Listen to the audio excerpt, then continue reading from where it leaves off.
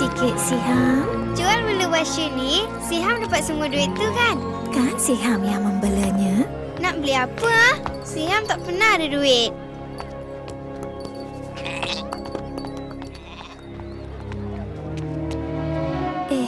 Dia tak sihatlah, bang. Mereka kata aku akan dapat bantuan di Mekah. Memang benar. Siham! Ayah, nak ke mana tu? Siham, kita tak boleh tinggal orang ni begitu saja. Alah, macam mana dengan Basyu? Ingat apa ajaran Al-Quran tentang sikap murah hati, Siham? Orang yang murah hati tak kira lelaki atau wanita dan beramal kepada Allah akan mendapat banyak ganjaran daripadanya. Kalau kita tak ikut, kita lebih teruk daripada orang yang memerintah kota ini dulu.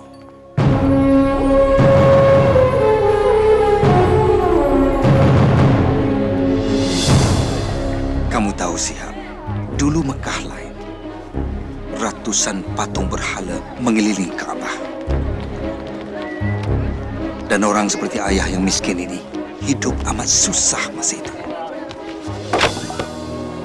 Terima kasih, Tuan. Bagi sini dia tu. Bila aku dah pinjamkan duit, kau kenalah bayarnya balik. Tolonglah, aku terdesak. Keluarga aku kelaparan. Patut dulu lagi kau fikirkannya. Tangkap dia!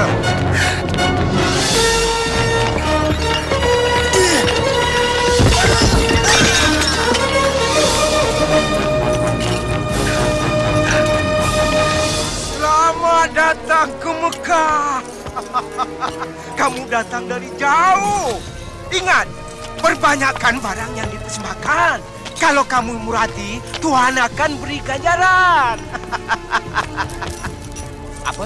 Oh, Tuhan yang hebat lagi suci. Aku serahkan segala milikku. Kau diberi upah bukan untuk berdoa, Sumaya. Ini musim ziarah. Aku mau semua Tuhan berfikiran. Oh Mekah yang bermaksud mulia, kesucianmu bagaikan bunga yang sedang mekar. Aku dah bayar kau, sekarang beri jawapannya. Sabarlah, Suhail. Ramalan anak panah suci tak boleh dipaksa. Oh, bagus pilihan kau, Suhail. Teruskan dengan rancangan penipuan kau tu. Kalau ikutkan ramalan, kau takkan kena tangkap. Ya, bagus tu. Pencuri! Kau bijak memilih, Umayyah. Tolong Tuan, bebaskan saya. Tolonglah. Aku beli dia. Bilal? Ingat, Amal. Mereka boleh sepat badan kau, tapi roh kau bebas. Ia bukan milik sesiapa.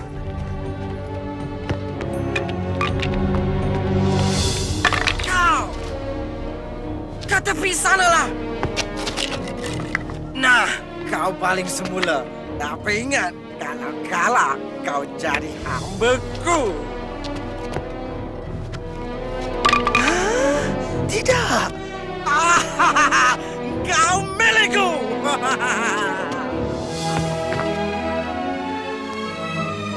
Nah, terima kasih.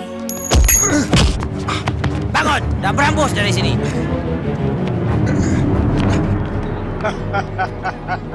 Tengoklah orang-orang yang datang. Penziarahan paling meriah selama ini. Bagus juga semua Tuhan berada di Mekah. Sesetengah penziarah tidak begitu cerdik. Mereka bayar 2 kali ganda nilai barangan itu. Tidak. Memang benar. Bodohlah kita kalau kita tak naikkan harga barangan. Apa dah jadi dengan sifat murah hati kita? Mereka ini dalam perjalanan ke Tanah Suci.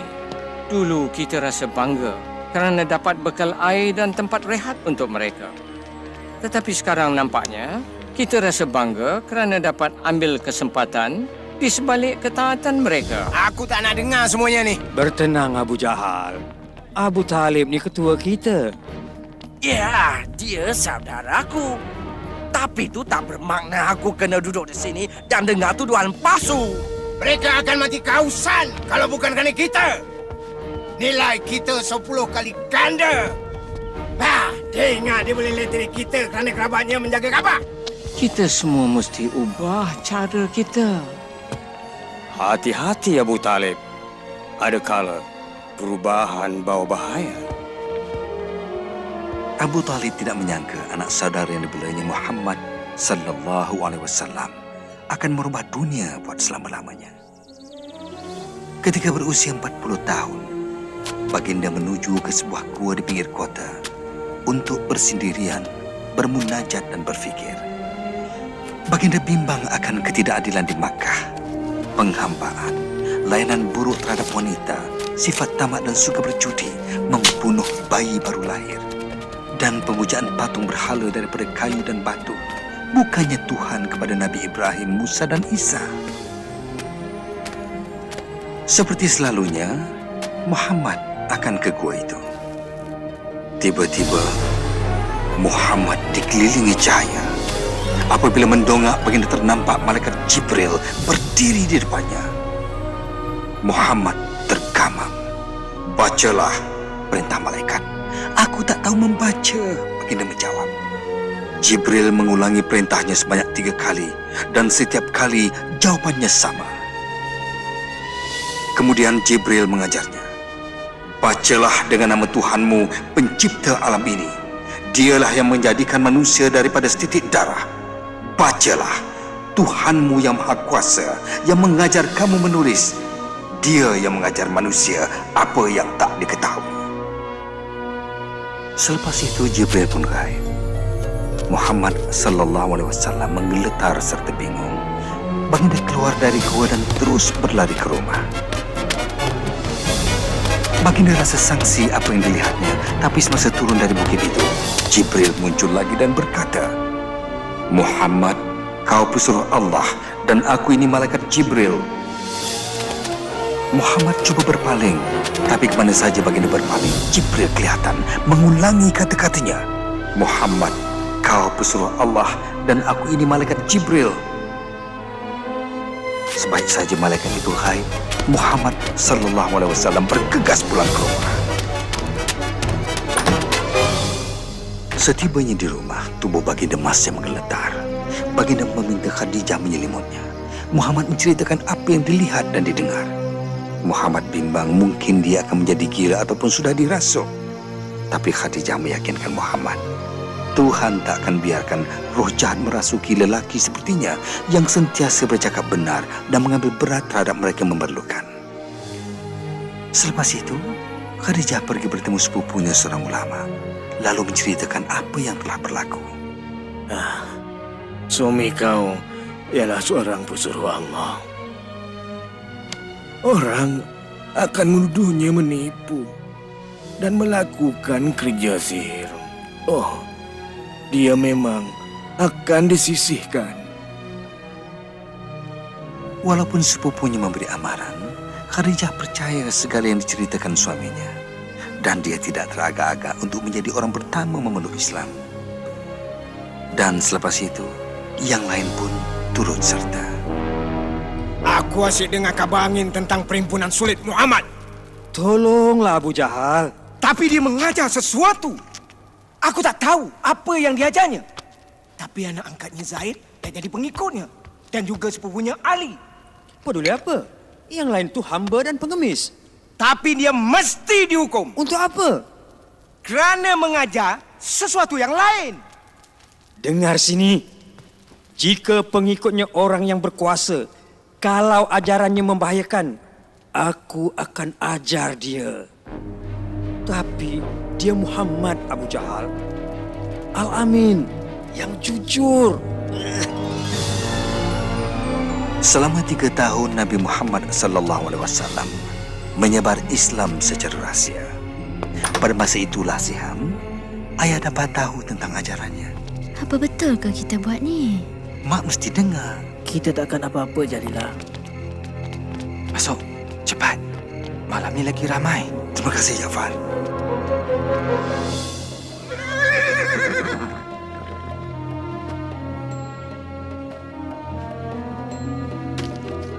kau pergi mana setiap malam untuk mendengar ajaran pesuruh Allah?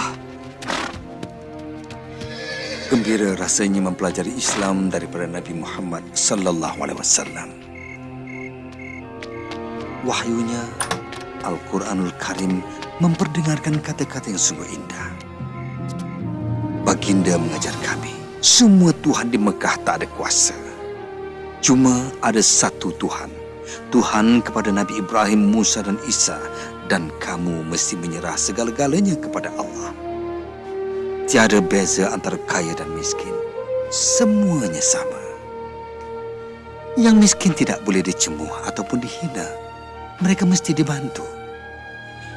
Menurut Al-Quran, dengan nama Allah yang Maha Pemurah lagi Maha Mengasihani, yang paling mulia baginya ialah seorang hamba yang soleh.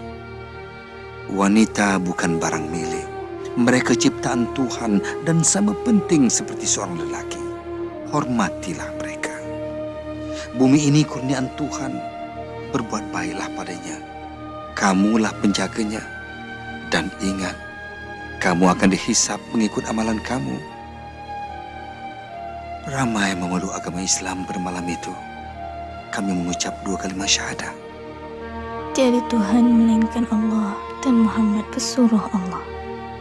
Tiada Tuhan melainkan Allah dan Muhammad pesuruh Allah. Tiada Tuhan melainkan Allah dan Muhammad pesuruh Allah. Kau takkan percaya, Amal. Katanya Tuhan mencipta semua manusia itu sama. Kau mesti bawa aku kepada dia. Kau akan sedar juga akan bahaya ajaran Muhammad tu. Mestilah aku sedar. Dia mesti dihalang. Tuan tak boleh halang Muhammad. Apa? Bilal, ke sini. Nanti kau kena sebat. Mereka boleh sebat tubuhku, tapi bukan rohku. Yelah, tinggalkan roh kau di situ, tapi kau tu ke sini. Apa yang kau tahu tentang Muhammad? Muhammad adalah pesuruh Allah. Pesuruh Allah. Tengoklah tu. Merebak macam penyakit. Tuhan akan hukum kerana kata kau, Bilal. Muhammad berkata, Tuhan kamu tak berkuasa. Tak berkuasa? Tak berkuasa katanya? Kata hamba tu semua Tuhan tak ada kuasa. Sekarang apa kamu nak kata tentang Muhammad dengan ajaran tak berbahayanya? Anak saudara kita menentang kita, Abu Talib. Kita pun percaya pada Tuhan yang Maha Kuasa. Ya, benar. Tapi kita tak kata yang lain tu tak ada kuasa. Apakah ancamannya? Yang mendengar ajarannya cumalah yang miskin dan yang lemah. Bukan semuanya. Yang menyertai mereka antaranya ialah Abu Bakar. Memang ya, kawan baik Muhammad telah meninggalkan kita. Dia tu cuma seorang. Tidak. Dialah satu-satunya punca yang mesti kita hapuskan. Memang benar. Jika ajaran Muhammad diterima ramai dan semua Tuhan dihapuskan, tak ada lagi penziarah. Dan kalau tiada penziarah, maka akan habislah kita semua.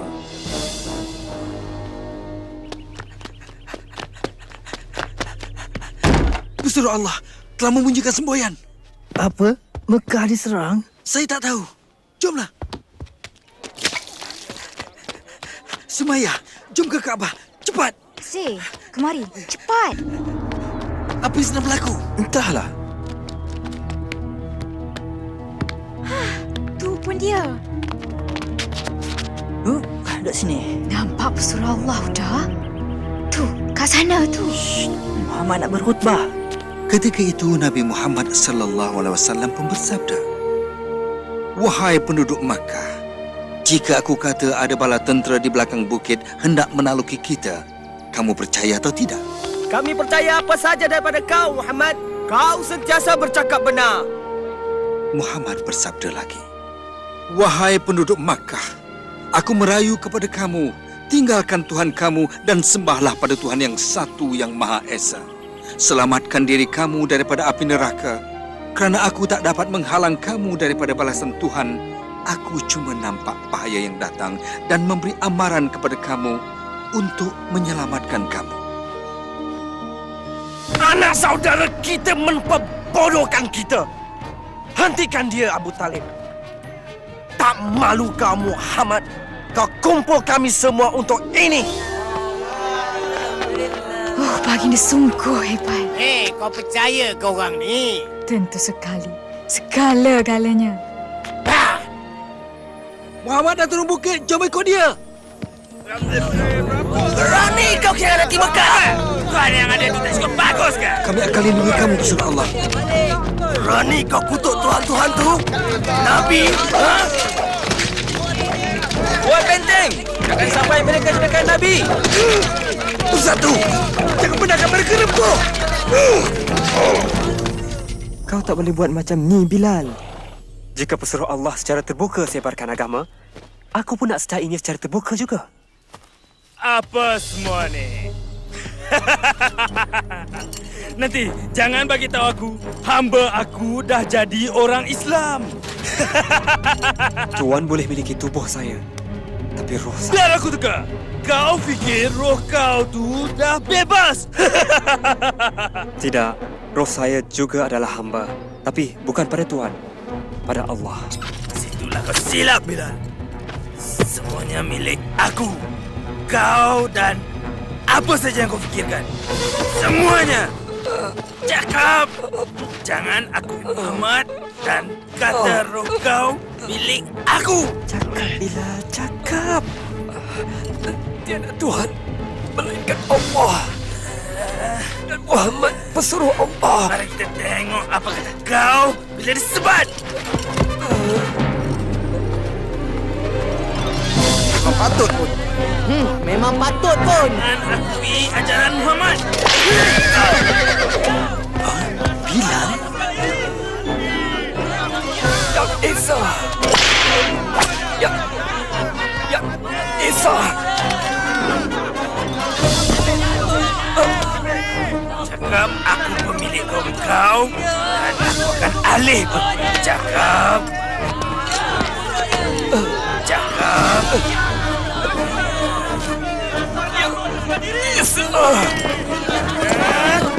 Cakap. Umayyah, aku wakil Abu Bakar. Dia ingin beli lelaki ini dari kau. Sebut harga kau. Baik, 10 keping emas.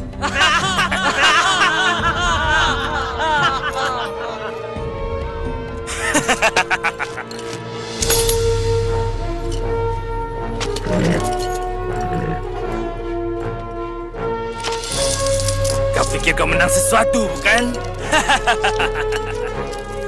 Kau bagi tahu Abu Bakar, aku boleh minta 3 keping emas untuk hamba tak guna. Dia sanggup bayar 100 keping emas.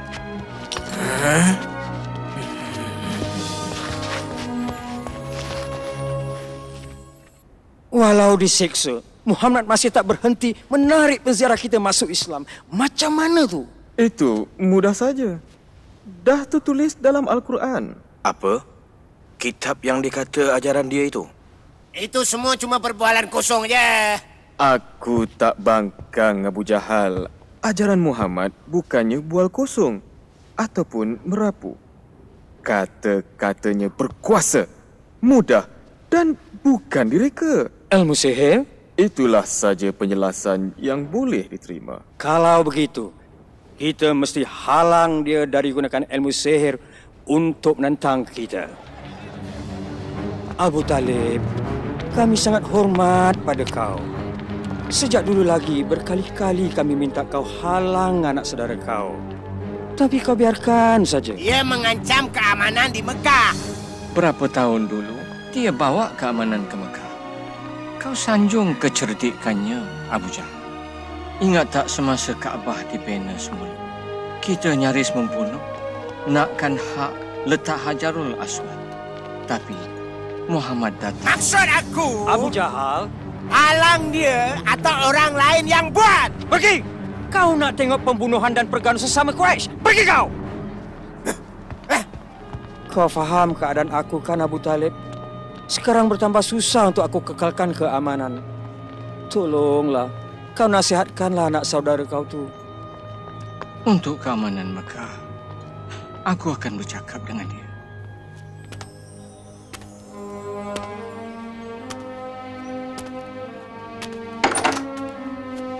Muhammad, tutup pintu itu dan mari sini. Duduk sini, Muhammad.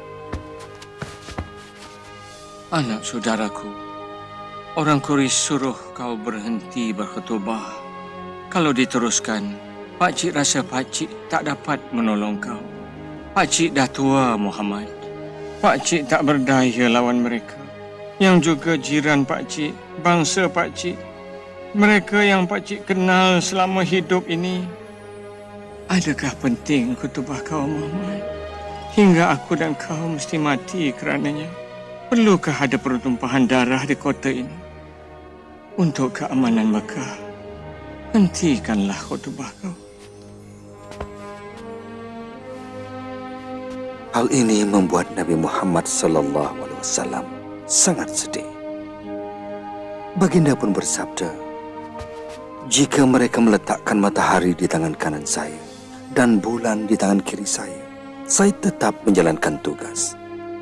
Saya akan teruskan sehingga wahyu Allah mengatasi segala-galanya, hingga saya sendiri pun sudah tiada.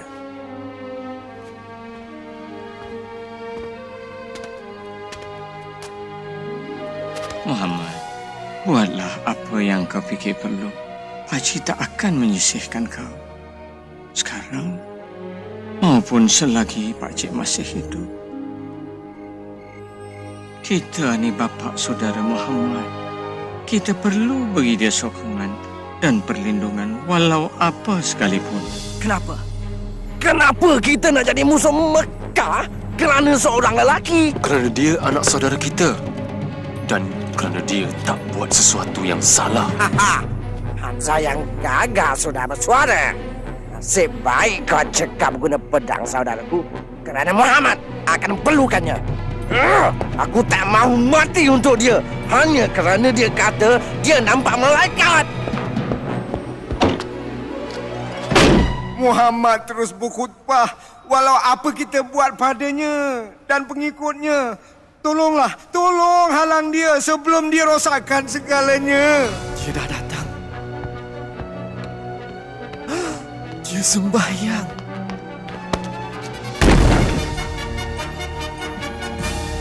Jahil! Kau takkan dapat musnahkan Tuhan kami! Sesat!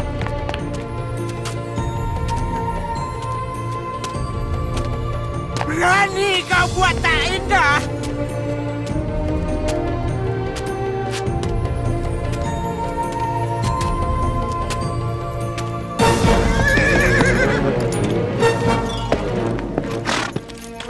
Hamzah, kau dah balik. Ada apa? Abu Jahal menghina anak saudara kau. Muhammad dihina depan orang ramai. Lepas tu, apa yang Muhammad buat? Tak ada apa. Dia pergi begitu saja. Dia cuba sembahyang di sini pagi tadi, tapi aku halau dia. Azah! Aduh! Kalau kau nak lawan, lawan dengan aku, pengecut. Berani kau hina Muhammad kerana aku pun pengikutnya. Oh tidak.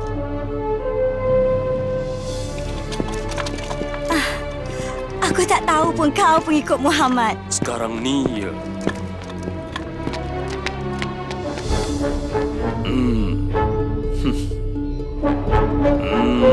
Lakukan apa yang patut kita buat. Aku tahu apa yang kau sebarkan itu benar. Aku dapat rasa daripada setiap kata-kata kau itu. Sebab itu aku berani kata semua ini. Tiada Tuhan melainkan Allah. Dan kau ialah pesuruh Allah.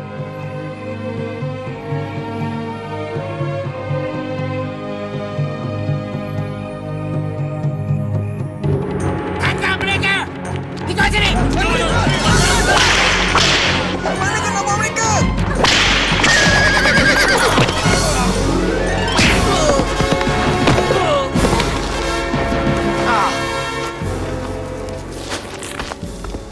Jangan! Lepaskan mak aku! Mana suami aku? Pedulikan itu semua. Jangan ikut Muhammad, ikut saja Tuhan kami atau kau mati. Cakap! Tidak. Cakap! Cakap, Mak. Cakap apa mereka nak dengar. Dengar cakap anak engkau, Sumaya.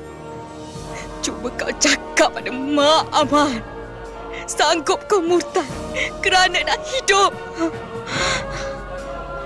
Saya...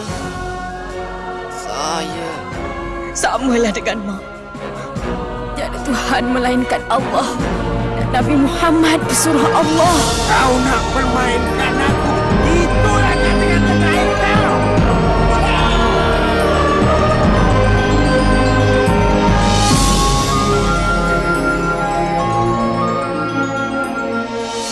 Dialah orang Islam yang pertama mati syahid.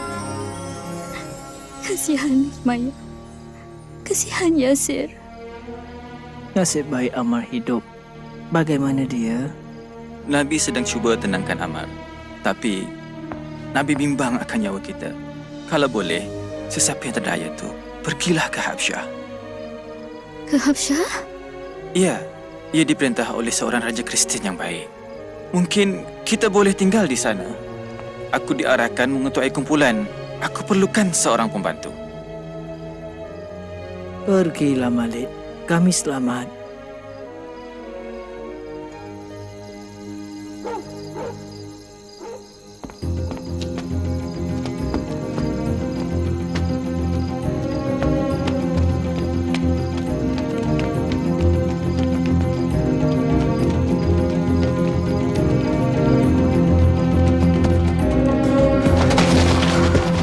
Kita perlu pergi sekarang. Kita mesti bergerak cepat sebelum mereka dapat tahu.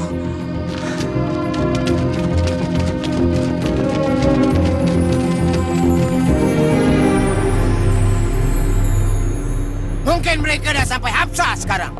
Arahkan Khalid bawa orang bersama dan kejar mereka. Mereka mesti dibawa balik dan dihukum agar semua tahu pemberontak takkan ambil mudah di Mekah.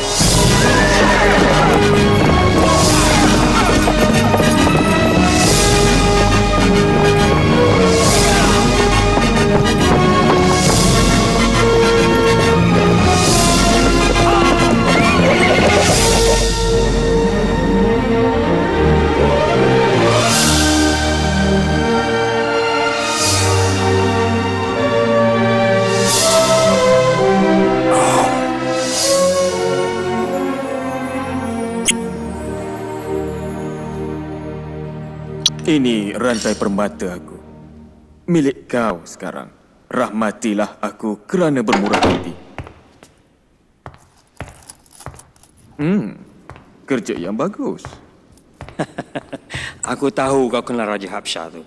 Ya, aku kenal sangat dia tu. Bagus. Ini untuk dia. Oh. Kau dapat habuan kau. Kalau kau dapat yakinkan dia untuk serah orang Islam kepada kita. Orang yang boleh buat kerja ni tentulah aku.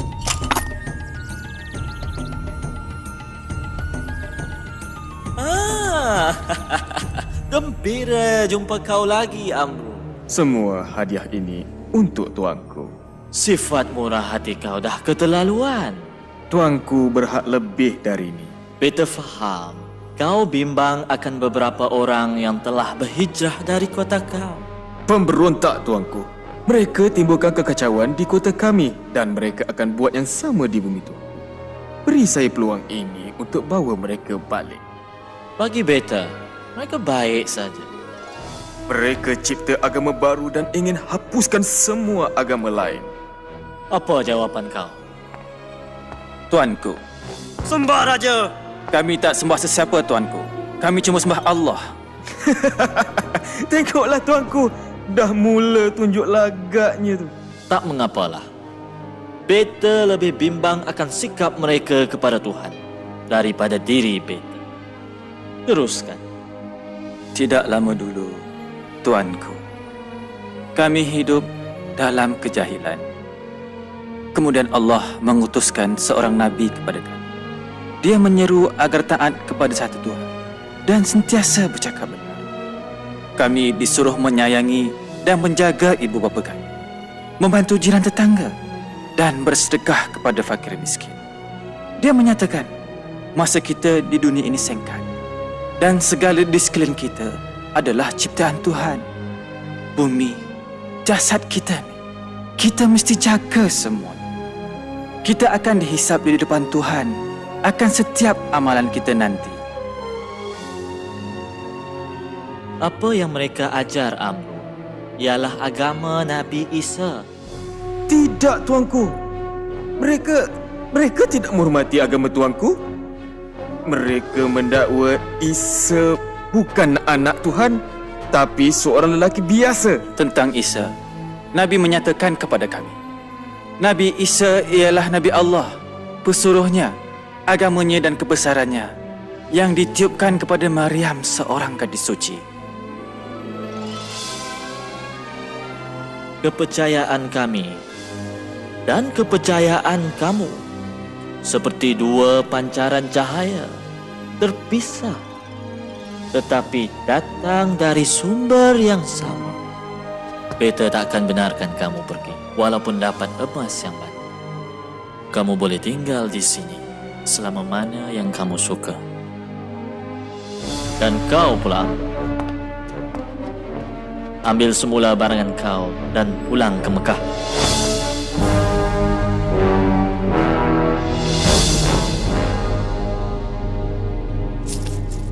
Abu Jahal! Abu Jahal! Beberapa penziarah kaya ingat mereka boleh kenakan aku. Aku dapat semua barangan mereka. Kan kamu berdua kan? Anak saudara Abu Jahal, Umar Al-Khattab, dah masuk Islam. Umar? Umar yang agung tu. Umar yang gagah. Ya, Umar! Ya! Tidak! Bukan Umar. Katanya dia terdengar bacaan Al-Quran. Keindahan Al-Quran menyejukkan hatinya, kata Umar. Aku tahu apa nak buat. Oh Tuhan, dengarlah. Kami tak mampu menghalang orang Islam. Mungkin kau boleh tolong. Kau diamlah, pemabuk. Ya, mereka diserang Bapak. Boleh tak kau? Itu dia. Kau dah selesaikannya. Iya kau? Kita sisihkan mereka. Sekat segala kemudahan. Terus, lepas tu mereka akan pergi dan sebarkan pengumuman seluruh arah. Kita halang mereka keluar. Kita tahan mereka di sini dan tengok mereka kebunuh. Kebunuh? Bagaimana? Kita akan buat satu perjanjian dan gantung di Kaabah. Mengikut perjanjian tidak siapa boleh menjual ataupun membeli daripada pengikut Muhammad ataupun orang yang melindunginya. Tiada siapa akan mengahwini mereka, tiada siapa akan bantu mereka. Mereka akan disisir oleh penduduk Mekah sehingga Muhammad sedar akan kesilapannya.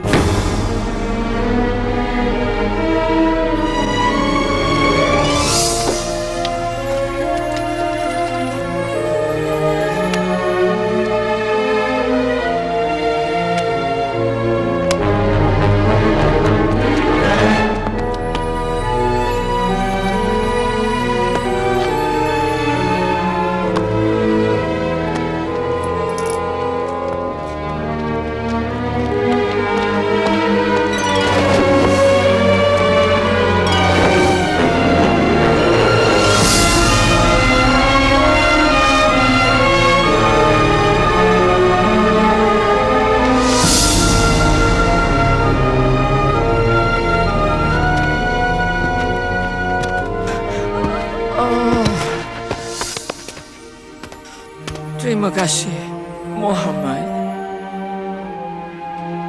Orang Islam disisih, ramai yang takut tinggal di rumah sendiri. Untuk meneruskan hidup, mereka berpindah ke bukit berdekatan.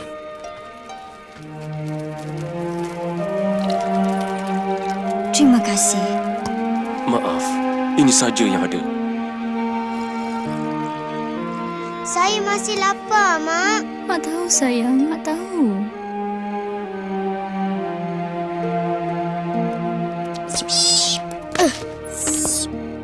Ayah, tak bolehkah kita cari Malik di Absyah? Kita tak dibenarkan pergi, anakku. Malik tahu ke apa yang jadi pada kita? Ayah dah hantar pesan. Tapi, entahlah, adik.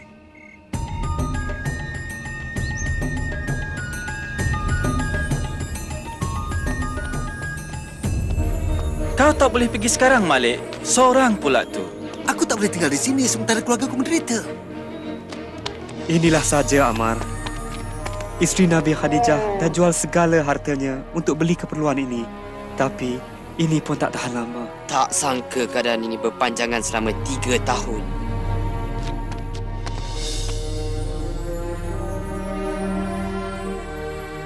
Badan kau lemah, pesuruh Allah. Aku tahu Islam mengajar kita kesabaran, ketabahan. Tapi kau tak boleh beri makanan kau pada orang begitu saja.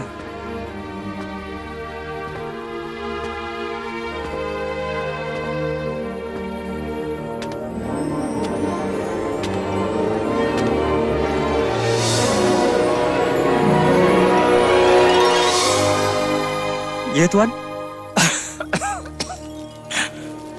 Bagi tahu Muhammad,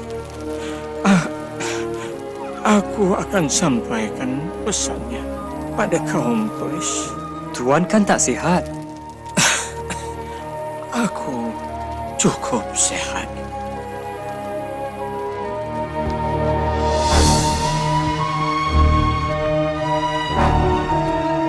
Aku kesian tengok kau tak sihat, Abu Talib. Aku tak percaya. Kalau aku mati, tonggak kepimpinan akan dibagi pada kau. Mudahlah bagi kau untuk kendali Muhammad. Bukankah begitu? Ya, betul. Kalau begitu, kata-kata aku ni akan buat kamu gembira. Muhammad bagi tahu aku sesuatu. Jika tak benar, kamu boleh buat apa saja dengan dia. Jika benar, jangan pula kamu pulaukan dia dan juga orang Islam. Apa dia?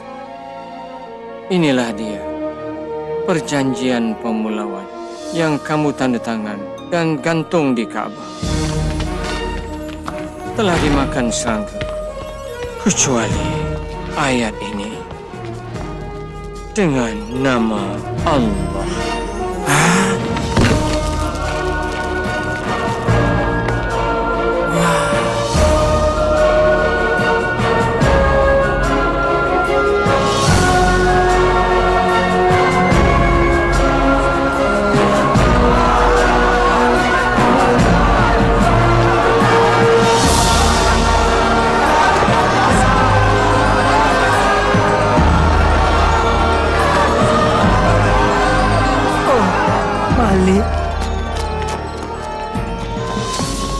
Kau dah balik.